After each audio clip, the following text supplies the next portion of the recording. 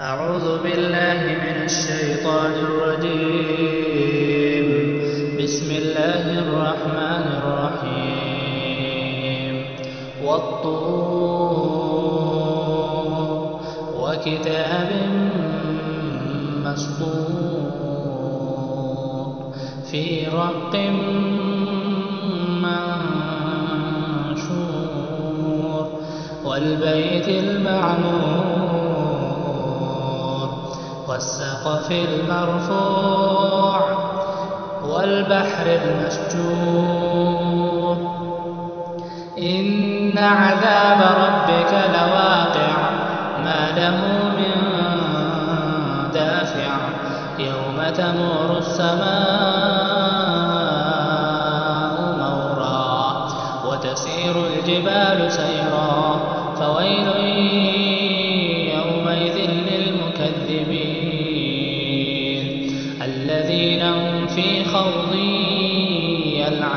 يلعبون يوم يدعون إلى نار جهنم دعا هذه النار التي كنتم بها تكذبون أفسحر هذا أم أنتم لا تبصرون اصلوها فاصبروا أو لا تصبروا سواء عليكم إنما تجزون ما كنتم تعلمون إنما تجزون ما كنتم تعملون إن المتقين في جنات ونعيم فاكهين بما آتاهم ربهم ووقاهم ربهم عذاب الجحيم كلوا واشربوا هنيئا بما كنتم تعملون متكئين على سرر مصفوفة وزوجناهم بحور عين والذين آمنوا واتبعتهم ذريتهم بإيمان ألحقنا بهم ذريتهم وما ألتناهم من عملهم من شيء كل امرئ بما كسب رهين وأمددناهم بفاكهة ولحم مما يشتهون يتنازعون فيها كأسا لا لغو فيها ولا تأثيم ويطوف عليهم غلمان لهم كأنهم لؤلؤ مكنون وأقبل بعضهم على بعض يتساءلون قالوا إنا كنا قبل في أهلنا مشفقين فمن الله علينا ووقانا عذاب السموم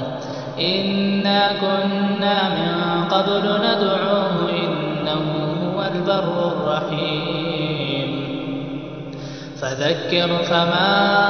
أنت بنعمة ربك بكاهن ولا مجنون أم يقولون شاعر نتربص به ريب المنون قل تربصوا فإني معكم من المتربصين أم تأمرهم أحلامهم بهذا أم هم قوم طاغون أم يقولون تقوله بل لا يؤمنون فليأتوا بحديث مثله إن كانوا صادقين أم خلقوا من غير شيء أم هم الخالقون أم خلقوا السماوات والأرض بل لا يوقنون أم عندهم خزائن ربك أم هم المسيطرون أم لهم سلم يستمعون فيه فليأت مستمعهم بسلطان مبين أم له البنات ولكم البنون فاجرا فهم من مغرم مثقلون أم عندهم الغيب فهم يكتبون أم يريدون كيدا فالذين كفروا هم المكيدون أم لهم إله غير الله سبحان الله عما يشركون وإن يروا كسفا من السماء ساقطا يقولوا سحاب مركوم فذرهم حتى يلاقوا يومهم الذي فيه يصعقون يوم لا يغني عنهم كيدهم شيئا ولا هم ينصرون وإن للذين ظلموا عذابا دون ذلك ولكن أكثرهم لا يعلمون واصبر لحكم ربك فإنك بأعيننا وسبح بحمد ربك حين تقوم ومن الليل فسبحه وإدبار النجوم